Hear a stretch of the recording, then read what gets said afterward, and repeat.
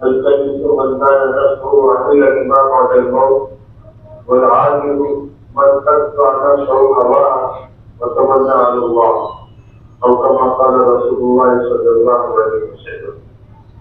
اور بزرگوں بھائیوں دوستوں، جو روایت نبی بھی آپ کے سامنے پڑی ہے، اس میں اللہ کے رسول صلی اللہ علیہ وسلم نے ارشاد فرمایا کہ ہوشیار اور سمجھدار آدمی وہ ہے جو اپنے نفس کا محاسبہ کرتا رہے اور موت کے بعد کے لیے بھی عمل کرے، اور وہ شخص عاجز اور ناکارہ ہے کہ جو اپنے نفس کے وہ خواہشات کے پیچھے لگا دے اور اللہ کے اوپر آرزویں بانٹے۔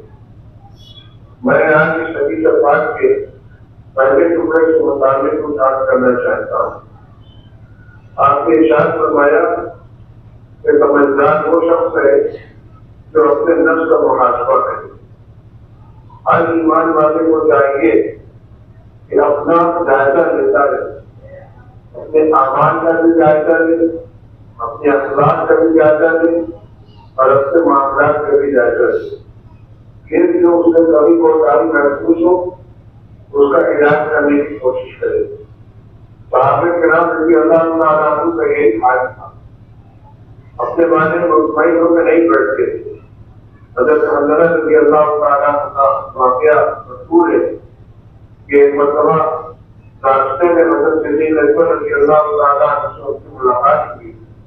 کہنے لگے نام پتہ حنظلہ، حنظلہ سے مناسب ہو گیا۔ صدیق اکبر رضی اللہ عنہ نے پوچھا کیا معاملہ ہے؟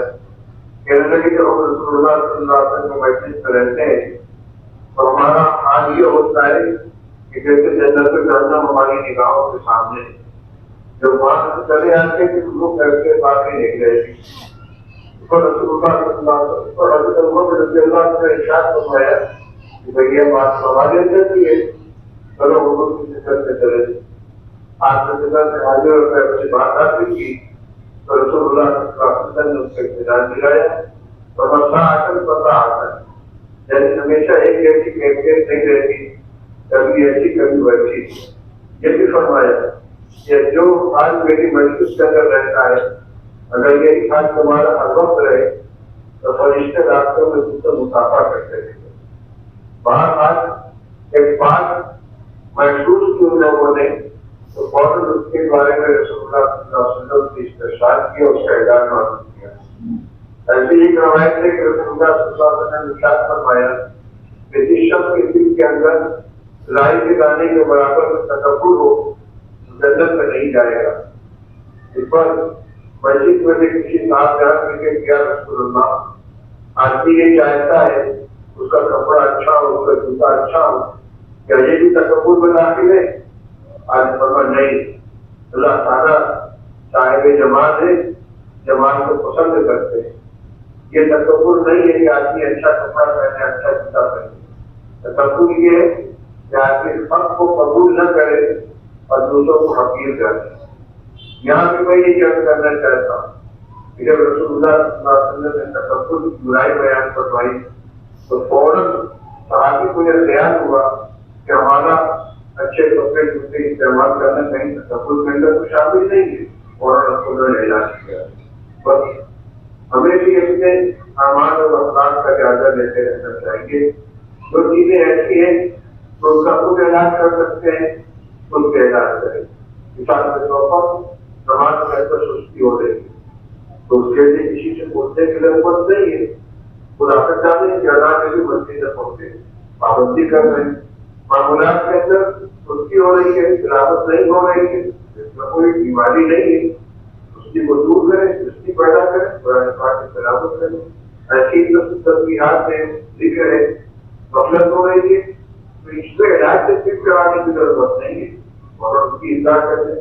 لیکن کچھ اخلاقی کمزوریاں ہوتی ہیں، غصہ ہے، کبر ہے، حسد ہے، بغض ہے، پسندی ہے، اس طرح کی چیزیں آدمی کے اندر پیدا ہو جاتی ہیں، بدلنے کی بیماری ہے، نیمت کی عادت ہے، تو اس کا علاج سے کرانے کی ضرورت ہو۔ اس کو کہتے ہیں احترام، کہ اپنے مرشد کو، اپنے مسئلے کو اپنے ہاتھ کی اطلاع کریں، مطمئن ہو کر نہ بیٹھے، نظر انداز کریں۔ جیسے بیمار ہوتا ہے کوئی آدمی تو ڈاکٹر کو اپنی بیماری بتاتا ہے، اور پھر ڈاکٹر جو دوا تجویز کرتا ہے وہ دوا کو استعمال کرتا ہے کہ اس کو غیر تبدیل اسی طریقے سے اگر یہ چاہتا ہے کہ میرے حالات درست ہو، میرے اخلاق درست ہو، میرے معاملات درست ہو، میرا فاصل گزرے تو اپنے حالات کا جائزہ لے، جہاں کمی محسوس ہو اپنی جو خود اصلاح کرنے کی چیزیں خود اصلاح کرے، اور جہاں نہیں سمجھ میں آنے کے بعد اپنے مربی سے اپنے شہر سے رابطہ کر کے اطلاع دے، اور جو وہاں سے تجویز ہو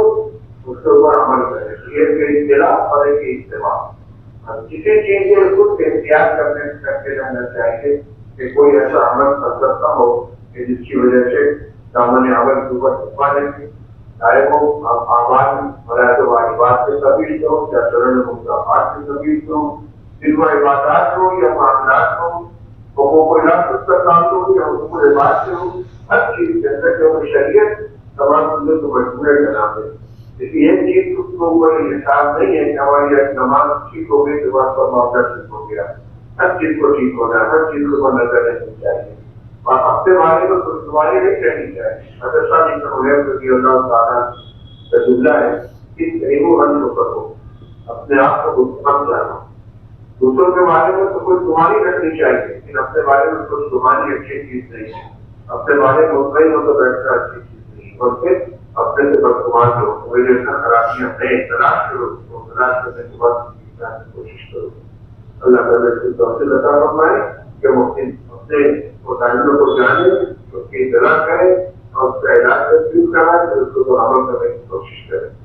بس آج کی مجلس میں مختصر سی بات ہے، میں اپنے سفر میں گیا تھا، لوٹ کر آیا ہوں، اس لیے وعدہ پورا کرنے کے لیے اچھی بات ہے کہ توفیق عطا فرمائے آپ کو بھی، ہم کو بھی۔